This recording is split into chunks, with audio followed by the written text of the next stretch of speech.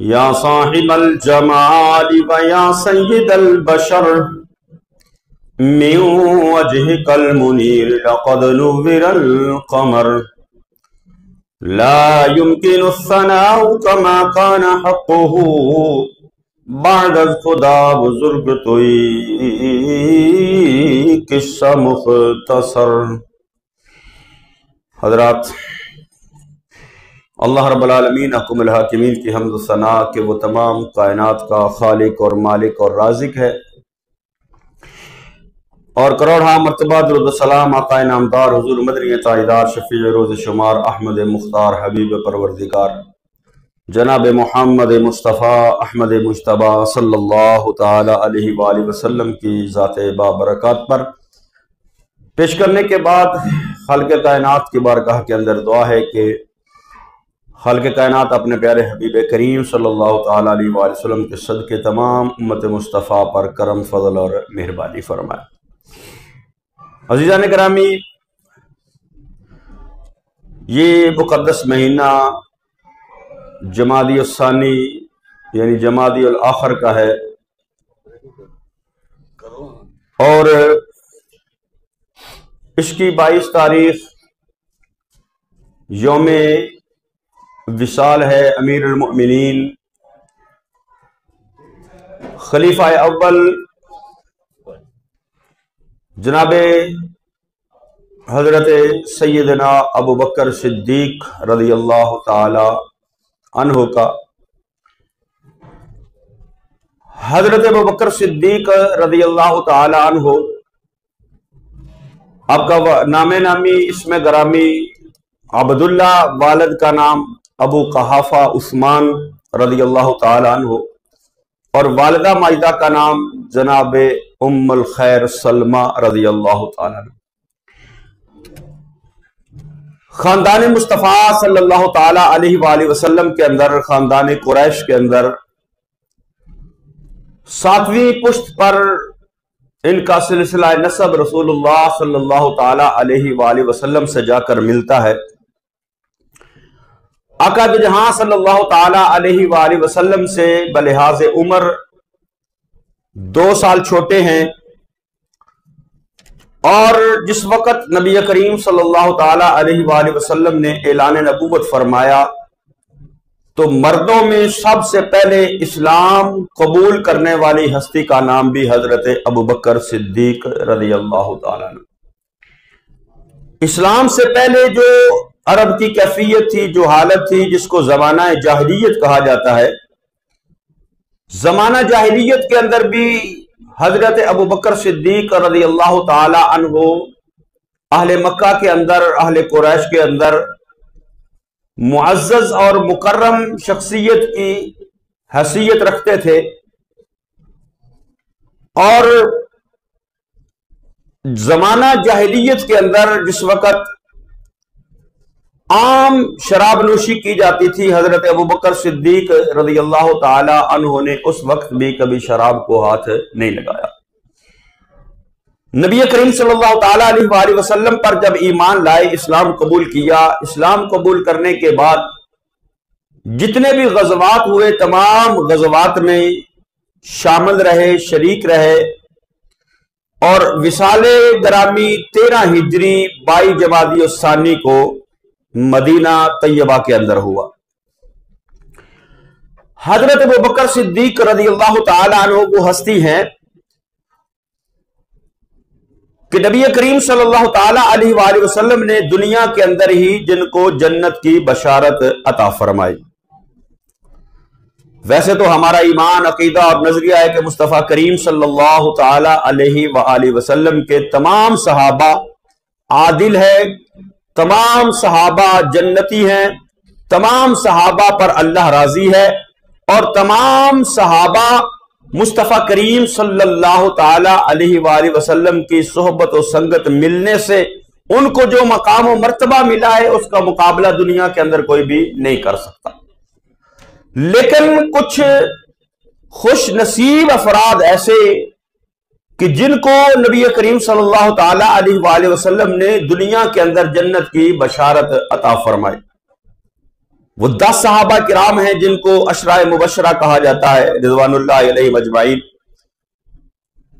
جن کے اندر سب سے پہلے نمبر پر جس ہستی کا نام ہے وہ جناب حضرت ابو بکر صدیق رضی اللہ تعالیٰ عنہ۔ آقا دو جہاں صلی اللہ تعالیٰ علیہ وسلم نے فرمایا ابو بکر فی الجنہ۔ دوسرے نمبر پر حضرت عمر فاروق رضی اللہ تعالیٰ عنہ ہے۔ تیسرے نمبر پر حضرت عثمان غنی رضی اللہ تعالیٰ عنہ ہے۔ چوتھے نمبر پر مولا کائنات مولا المسلمین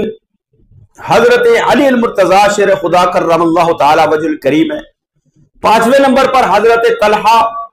چھٹے نمبر پر حضرت زبیر، ساتویں نمبر پر حضرت عبد الرحمن بن عوف، آٹھویں نمبر پر حضرت سعد بن ابی وقاص، اور نویں نمبر پر حضرت سعید بن زید، اور 10ویں نمبر پر حضرت ابو عبیدہ بن الجراح رضی اللہ تعالی عنہم۔ یہ 10 مقدس ہستیاں، 10 پاکیزہ ہستیاں محبوب کریم صلی اللہ تعالی علیہ وآلہ وسلم کے صحابہ، جن کو آقا دو جہاں صلی اللہ تعالی علیہ وآلہ وسلم نے دنیا کے اندر ہی جنت کی بشارت عطا فرمائی، ان میں سب سے پہلا نام، سب سے پہلا نمبر حضرت ابو بکر صدیق رضی اللہ تعالی عنہ۔ حضرت ابو بکر صدیق رضی اللہ تعالی عنہ کی ہستی وہ ہستی ہے کہ جن کی عظمتوں اور شانوں کو اللہ رب العالمین احکم الحاکمین نے قرآن مقدس کے اندر بھی بیان فرمایا، اور محبوب کریم صلی اللہ تعالی علیہ وآلہ وسلم نے اپنی زبان اقدس سے بھی بیان فرمایا۔ جو آیہ مبارکہ پڑھی ہے، اللہ رب العالمین احکم الحاکمین نے فرمایا والذی جاء بالصدق وصدق به اولئک هم المتقون۔ فرمایا وہ ذات جو سچائی کے ساتھ آئی، والذی جاء بالصدق، جو سچ لے کر آئی، سچائی کے ساتھ آئی، وہ ہستی، وہ ذات، اور وصدق به، اور جس نے ان کے تصدیق کی، اولئک هم المتقون، فرمایا وہ متقی ہے۔ تو مفسرین کرام نے اس کے اندر فرمایا کہ اللہ رب العالمین حکم الحاکمین نے اس آیہ مبارکہ کے اندر 2 ہستیوں کا ذکر کیا، ایک سچ لانے والے، سچائی لانے والے، اور دوسرے نمبر پر اس کی تصدیق کرنے والے، والذی جاء بالصدق وصدق به اولئک هم المتقون۔ تو فرمایا کہ سچ لانے والی ذات مصطفیٰ کریم صلی اللہ تعالی علیہ وآلہ وسلم کی ہے،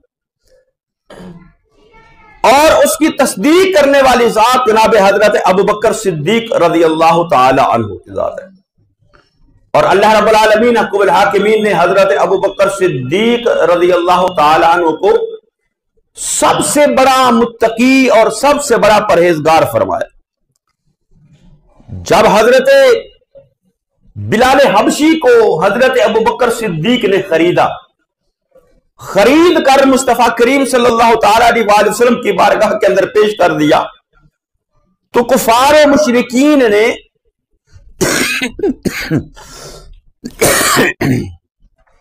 مکے کے لوگوں نے، کفار و مشرکین نے یہ کہنا شروع کر دیا کہ ہو سکتا ہے بلال کا کوئی احسان ہو ابو بکر پر رضی اللہ تعالیٰ عنہ، کہ جس کی وجہ سے حضرت ابو بکر صدیق رضی اللہ تعالیٰ عنہ نے بلال کو خریدا ہے، اور خرید کر آزاد کر دیا ہے، اور مصطفیٰ کریم صلی اللہ تعالیٰ علیہ وآلہ وسلم کی خدمت کے اندر پیش کر دیا۔ حالانکہ حضرت ابو بکر صدیق رضی اللہ تعالیٰ عنہ پر ان کا کوئی احسان نہیں تھا، بلکہ یہ تو مصطفیٰ کریم صلی اللہ تعالیٰ علیہ وآلہ وسلم کی خواہش کے مطابق، نبی کریم صلی اللہ تعالی علیہ وآلہ وسلم کی خوشی کے مطابق، اور آقا دو جہاں صلی اللہ تعالی علیہ وآلہ وسلم نے جو فرمایا کہ کاش کوئی بلال کو خرید کر آزاد کر دے، تو حضرت ابو بکر صدیق نے صرف اپنے محبوب کو راضی کرنے کے لیے حضرت ابو بکر صدیق نے بلال کو خریدا اور خرید کر آزاد کر دیا۔ تو جب کفار و مشرکین نے یہ بات کی کہ ہو سکتا ہے بلال کا کوئی احسان ہو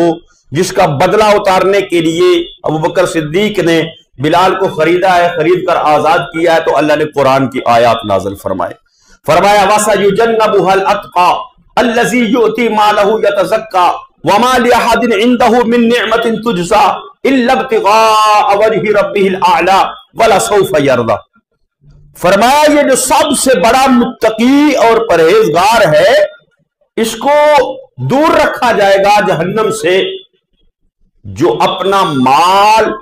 صرف اس لیے اللہ کی بارگاہ کے اندر خرچ کرتا ہے کہ اس کا مال ستھرا ہو، پاکیزہ ہو۔ وما لأحد عنده من نعمت تجزا، اور کسی کا اس پر کچھ احسان نہیں ہے کہ جس کا بدلہ دینے کے لیے یہ مال خرچ کیا گیا۔ حضرت بلال کو خریدنے کے لیے جو مال خرچ کیا گیا، تو اللہ فرماتا ہے وَمَا لِأَحَدٍ عِنْدَهُ مِن نِعْمَةٍ تُجْزَىٰ، کسی احسان کا بدلہ نہیں ہے۔ جو اہل مکہ کفار مشرکین کہہ رہے ہیں کہ بلال کا کوئی احسان ہے حضرت بکر صدیق پر، اللہ فرما رہا ہے اس کا کوئی احسان نہیں ہے۔ إِلَّا ابْتِغَاءَ وَجْهِ رَبِّهِ الْأَعْلَىٰ، صرف اور صرف اپنے رب اعلیٰ کو راضی کرنے کے لیے، اس کی رضا کے لیے جو ہے ابو بکر صدیق نے یہ کام کیا ہے۔ وَلَسَوْفَ يَرْضَىٰ، اور ان قریب وہ راضی ہو جائے گا۔ تو اس آیہ مبارکہ کے اندر اتقا کا سب سے بڑا متقی، سب سے بڑا پرہیزگار جس ہستی کو کہا گیا ہے، وہ ہستی کوئی اور نہیں، وہ حضرت ابو بکر صدیق رضی اللہ تعالیٰ عنہ۔ اور اللہ رب العالمین احکم الحاکمین کے محبوب کریم صلی اللہ تعالیٰ علیہ وآلہ وسلم کے پورے صحابہ کے اندر جتنے بھی صحابہ کرام ہیں، 1 لاکھ 1.25 لاکھ کے قریب سے زیادہ، ان صحابہ کرام میں کوئی ایسا ہے جو خود ہی مسلمان ہوا، نہ اس کے ماں باپ میں سے کوئی مسلمان ہوا، اور جب اسلام قبول کیا نبی کریم صلی اللہ تعالی علیہ وآلہ وسلم کی صحابیت کا شرف حاصل ہو گیا۔ اور کچھ ایسے ہیں کہ جن کو خود بھی صحابیت کا شرف حاصل ہوا اور ان کی اولادوں کو بھی شرف صحابیت حاصل ہوا، لیکن حضرت ابوبکر صدیق رضی اللہ تعالی عنہ پوری جماعت صحابہ کے اندر وہ واحد ہستی ہے جو 4 پشتوں تک شرف صحابیت رکھنے والی ہے۔ 4 پشتوں تک پورے صحابہ اکرام کی جماعت میں سے کوئی اور صحابی اس مقام اور اس شرف کا حامل نہیں ہوا جو مقام اور شرف حضرت ابوبکر صدیق رضی اللہ تعالی، کہ حضرت ابوبکر صدیق کے والدین بھی مسلمان ہوئے، مصطفیٰ کریم صلی اللہ علیہ وسلم کے صحابی بنے، خود حضرت ابوبکر صدیق رضی اللہ تعالیٰ عنہ بھی شرف صحابیت حاصل کیا، سب سے پہلے اسلام قبول کیا، پھر آپ کی اولاد انہوں نے بھی اسلام قبول کیا، شرف صحابیت حاصل کیا، اور پھر ان اولاد کی اولاد نے بھی مصطفیٰ کریم صلی اللہ تعالیٰ علیہ وآلہ وسلم کا جو ہے وہ شرف صحابیت حاصل کیا، یعنی 4 پشتوں تک، 4 نسلوں تک صحابیت کا شرف پانے والی ہستی جو ہے وہ صرف حضرت ابوبکر صدیق رضی اللہ تعالیٰ عنہ۔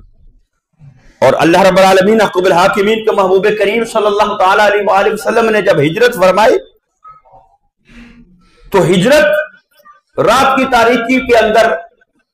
نبی کریم صلی اللہ تعالیٰ علیہ وآلہ وسلم نے مولا کائنات حضرت علی المرتضیٰ شیر خدا کرم اللہ تعالیٰ وجہ الکریم کو اہل مکہ کی امانتیں دے کر اپنے بستر پر سلا دیا، اور خود حضرت ابوبکر صدیق کو ساتھ لے کر نبی کریم صلی اللہ تعالیٰ علیہ وآلہ وسلم مکہ سے مدینہ کی طرف ہجرت کر رہے۔ تو ہجرت کرتے ہوئے جب غار ثور پر پہنچے، غار ثور کے اندر مصطفیٰ کریم صلی اللہ تعالیٰ علیہ وآلہ وسلم اور حضرت ابوبکر صدیق اس غار کے اندر حضرت ابوبکر صدیق رضی اللہ تعالیٰ عنہ کی گود کے اندر نبی کریم صلی اللہ تعالیٰ علیہ وآلہ وسلم کا سر انور ہے، محبوب آرام فرمائے، تو حضرت ابوبکر صدیق کے دل کے اندر خوف اور ڈر پیدا ہوا، کہیں ایسا نہ ہو کہ کفار و مشرکین ہمیں تلاش کرتے ہوئے، اور ہوا بھی ایسے کہ کفار و مشرکین تلاش کرتے ہوئے غار کے بالکل منہ کے برابر آ گئے، ان کے پاؤں نظر آنے لگے۔ تو جب دل کے اندر ڈر اور خوف پیدا ہوا تو اللہ نے قرآن نازل فرمایا جب ان کو نکالا گیا شہر مکہ سے تو اللہ رب العالمین نے قبل آگے فرمایا ثانی اثنین اذ ہما فی الغار اذ یقول لصاحبہ لا تحزن ان اللہ معنا، کہ دو میں سے جو دوسرا تھا، ثانی اثنین اذ ہما فی الغار، جب وہ دونوں غار کے اندر تھے تو کیا ہوا؟ تو فرمایا لا تحزن ان اللہ معنا، ڈرنے کی ضرورت نہیں، ہمارا رب ہمارے ساتھ ہے۔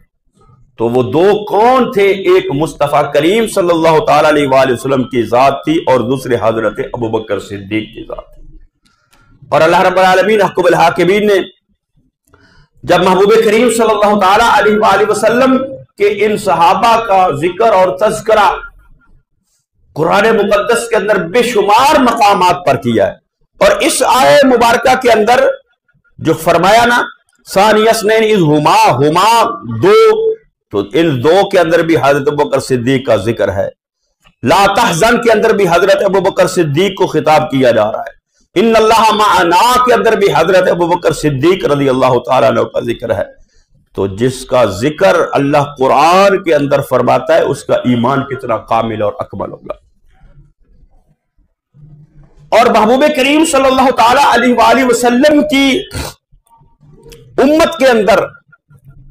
سب سے افضل اور اعلیٰ ہستیاں ہیں محبوب کریم صلی اللہ تعالی علیہ وآلہ وسلم کے صحابہ، اور صحابہ کے اندر پھر جو صحابہ جن کو افضل اور اعلیٰ قرار دیتے تھے ان میں سب سے پہلا نمبر حضرت ابوبکر صدیق رضی اللہ تعالی۔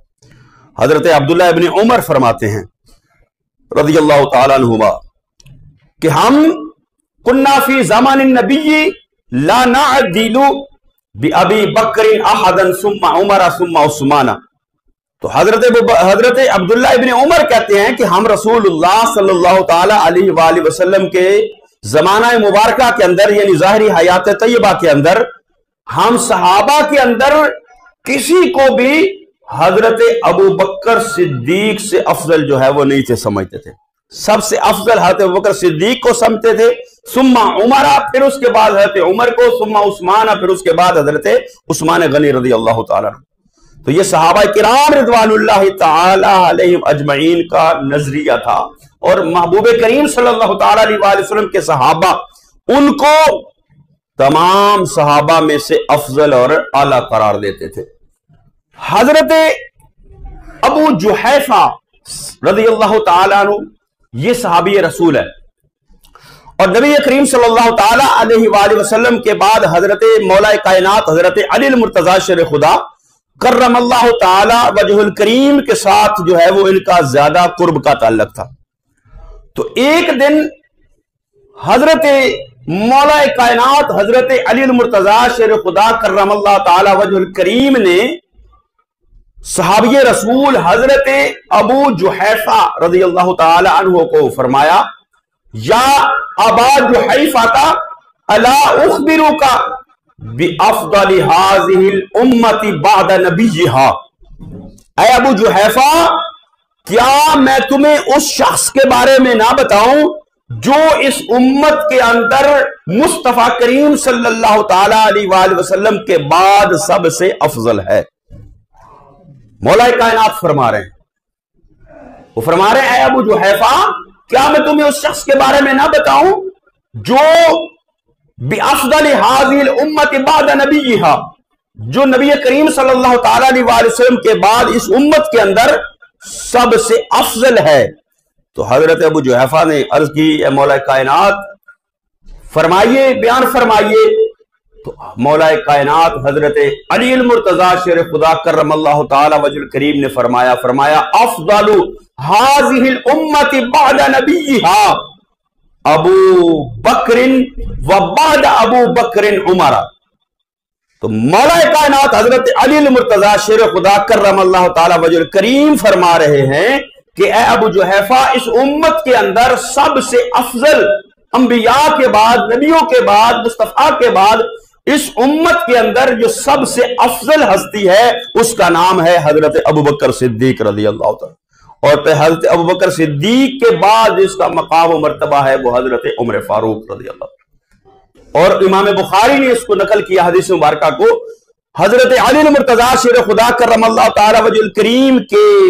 بیٹے ہیں حضرت محمد بن حنفیہ رضی اللہ تعالی عنہ. انہوں نے اپنے والد گرامی جناب مولا کائنات مولا المسلمین حضرت علی المرتضیٰ شیر خدا کرم اللہ تعالی وجہ الکریم سے پوچھا، اپنے والد گرامی سے پوچھا کہ اے والد گرامی ابا جان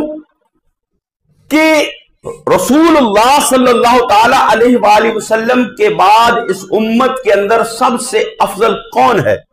تو حضرت محمد بن حنفیہ بیٹے ہیں اپنے والد گرامی مولا کائنات حضرت علی المرتضیٰ شیر خدا کرم اللہ تعالی وجہ الکریم سے پوچھ رہے ہیں. تو مولا کائنات نے کیا فرمایا؟ فرمایا اس امت کے اندر سب سے افضل مصطفیٰ کے بعد جس ہستی کا نام آتا ہے وہ حضرت ابوبکر صدیق رضی اللہ عنہ. تو حضرت محمد بن حنفیہ کہتے ہیں میں نے پھر پوچھا ان کے بعد، تو مولا کائنات نے فرمایا پھر ان کے بعد حضرت عمر فاروق رضی اللہ تعالی. پھر محمد بن حنفیہ کہنے لگے کہ میں نے سوچا کہ اب اس کے بعد حضرت عثمان غنی کا نام نہ لے دیں،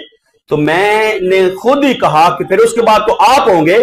تو مولا کائنات حضرت علی المرتضیٰ شیر خدا کرم اللہ تعالی وجہ الکریم نے فرمایا کہ میں تو اس امت کے اندر ایک عاجز سا بندہ ہوں، یعنی اپنی انہوں نے عاجزی، حالانکہ آپ کا مقام بھی بہت بڑا بلند ہے، بہت اعلیٰ شان ہے، بہت اعلیٰ مقام ہے،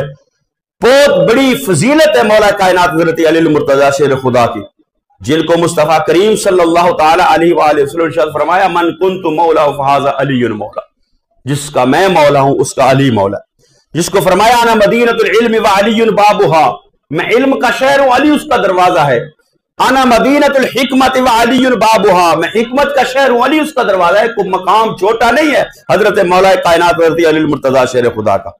لیکن جو اجماع امت ہے، جو صحابہ کا عقیدہ ہے، وہ امت کے اندر سب سے افضل اور اعلیٰ مقام جو ہے وہ حضرت ابوبکر صدیق رضی اللہ تعالیٰ عنہ، پھر اس کے بعد عمر فاروق کا، پھر حضرت عثمان غنی کا، پھر مولا کائنات حضرت علی المرتضیٰ شیر خدا کا، پھر عشرہ مبشرہ کا، اسی ترتیب سے. تو آقا دو جہاں صلی اللہ تعالی علیہ وآلہ وسلم نے اپنی ظاہری حیات طیبہ کے اندر ہی حضرت ابوبکر صدیق کی خلافت اور امامت کا جو ہے وہ اظہار فرما دیا تھا. اشارات ملتے ہیں قرآن کے مقدس کے اندر بھی اور احادیث طیبات کے اندر بھی.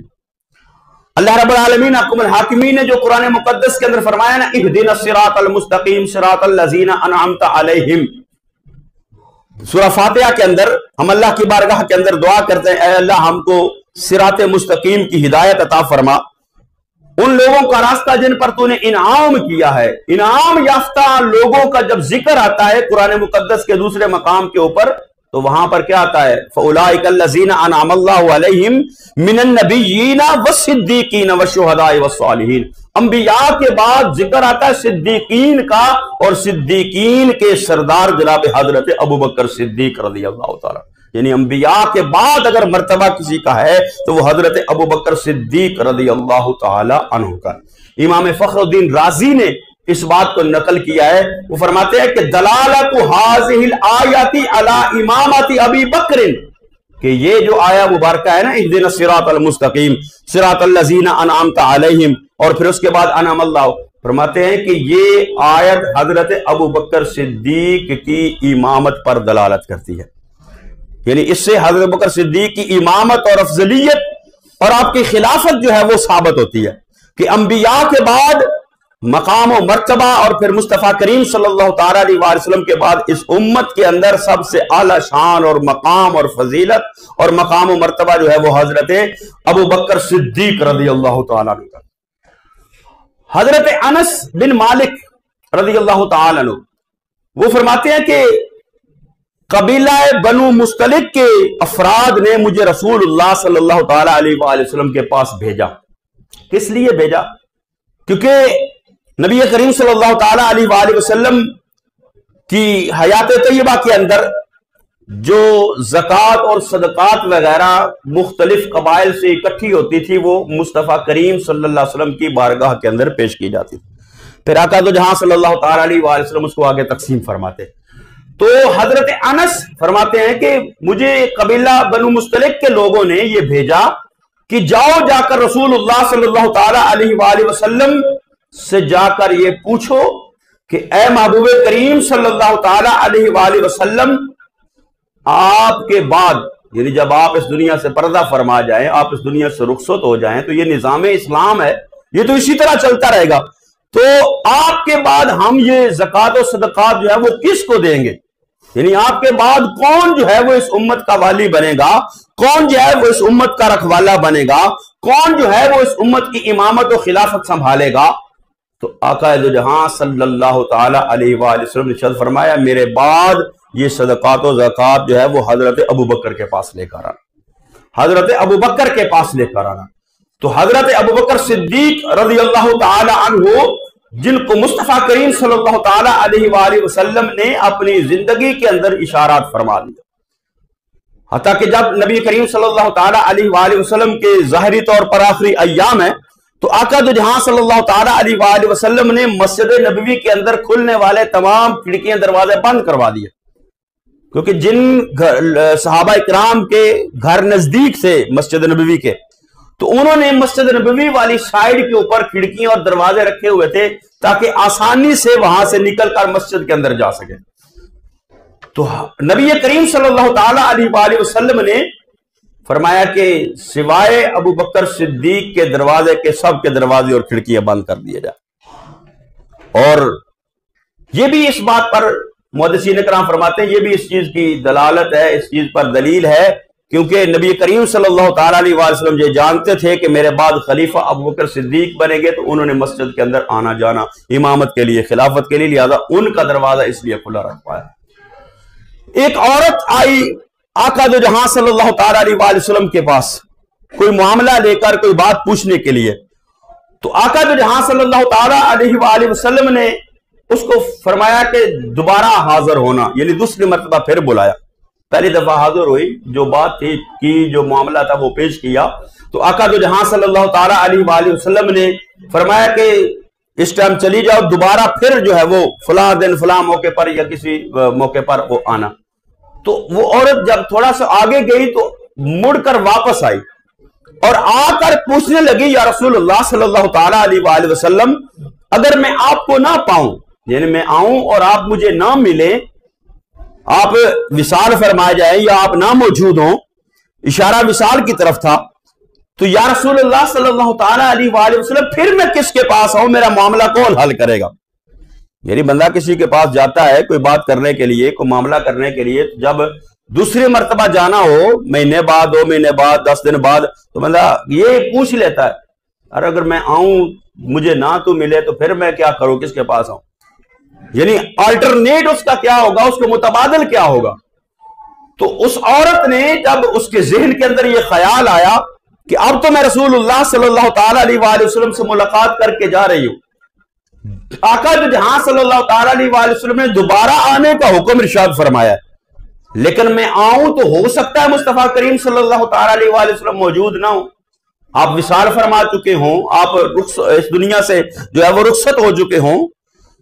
تو پھر میرا کیا بنے گا، پھر میں کس کے پاس جاؤں؟ تو مڑ کر آ کر یہی بات مصطفیٰ کریم صلی اللہ تعالی علیہ وآلہ وسلم کی بارگاہ کے اندر پیش کر دی، عرض کیا یا رسول اللہ صلی اللہ تعالی علیہ وآلہ وسلم، اگر آپ نہ ملیں، آپ کو میں نہ پاؤں تو کیا کروں، کس کے پاس جاؤں؟ تو آقا جو جہاں صلی اللہ تعالی علیہ وسلم سے فرمایا ان لم تجدینی فاتی ابا بکر،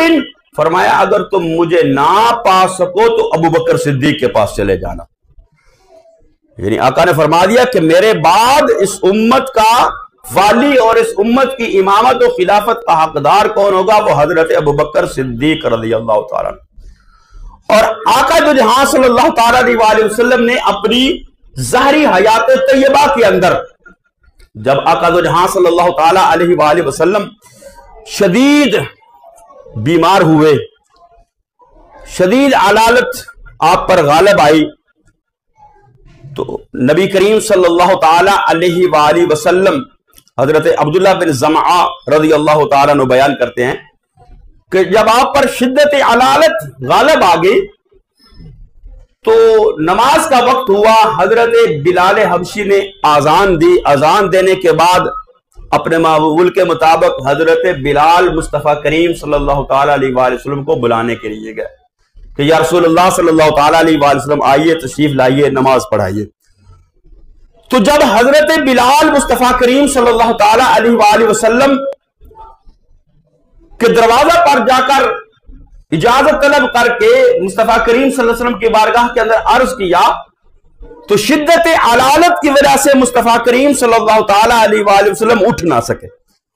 تو آپ نے فرمایا کہ جاؤ جا کر کسی کو کہو کہ وہ مسلمانوں کی جماعت کو نماز پڑھا دے۔ حضرت بلال واپس آئے، جب واپس آئے تو حضرت عبداللہ بن زمعہ کہتے ہیں کہ حضرت عمر نظر آئے، حضرت ابوبکر صدیق نظر ہمیں نہ آئے، حضرت عمر نظر آئے، تو ہم نے حضرت عمر کو عرض کیا کہ اے حضرت عمر آپ جو ہے وہ نماز پڑھا دے۔ تو حضرت عمر مصلی امامت پر کھڑے ہو کر نماز پڑھانے لگے، تو جب آقا دو جہاں صلی اللہ تعالی علیہ وآلہ وسلم نے حضرت عمر کی آواز سنی حجرہ طیبہ کے اندر، حجرہ مبارکہ کے، حضرت عمر کی آواز ویسے بھی بلند تھی، اور آقا کریم صلی اللہ تعالیٰ علیہ وآلہ وسلم کے لیے تو دور و نزدیک کچھ معنی بھی نہیں رکھتا، کوئی دور ہو یا نزدیک ہو، آقا جو جہاں صلی اللہ تعالیٰ علیہ وآلہ وسلم کو اللہ نے یہ کمال عطا فرمایا، آپ دور و نزدیک سے سن لینے والے۔ تو حضرت عمر کی جب آواز آقا جو جہاں صلی اللہ تعالیٰ علیہ وآلہ وسلم نے سنی تو حضرت عبداللہ بن زمعہ کہتے ہیں کہ آقا جو جہاں صلی اللہ تعالیٰ علیہ وآلہ وسلم نے شدید علالت کے باوجود حجرہ مبارکہ سے سر انور باہر نکال کر فرمایا کہ نہیں نہیں نہیں، ابو بکر کے سوا کسی اور کو اختیار نہیں کہ اس امت کی امامت کرے، ابو بکر کو بلاؤ۔ تو صحابہ بیان کرتے ہیں کہ حضرت عمر نماز پڑھا چکے تھے، حضرت بکر صدیق آئے تو آقا دو جہاں صلی اللہ علیہ وسلم نے حکم ارشاد فرمایا تو حضرت ابو بکر صدیق نے دوبارہ نماز پڑھوائی، اور آقا دو جہاں صلی اللہ تعالیٰ علیہ وآلہ وسلم ارشاد فرمایا کہ نہ اللہ اس بات کو پسند کرتا ہے، نہ مسلمان اس بات کو پسند کریں گے کہ جس امت کے اندر ابو بکر موجود ہوں رضی اللہ تعالیٰ عنہ اور کوئی اور مصلی امامت پر کھڑا ہو۔ آقا دو جہاں صلی اللہ علیہ وسلم فرمایا مرو ابا بکر فلیصلی بالناس، ابو بکر کو کہو کہ وہ لوگوں کو نماز پڑھائے۔ تو حضرت عائشہ صدیقہ نے عرض کی یا رسول اللہ صلی اللہ تعالیٰ علیہ وآلہ وسلم، وہ بڑے والد گرامی، بڑے نرم دل ہیں، نرم طبیعت ہیں، وہ آپ کو مصلی پر نہ دیکھ کر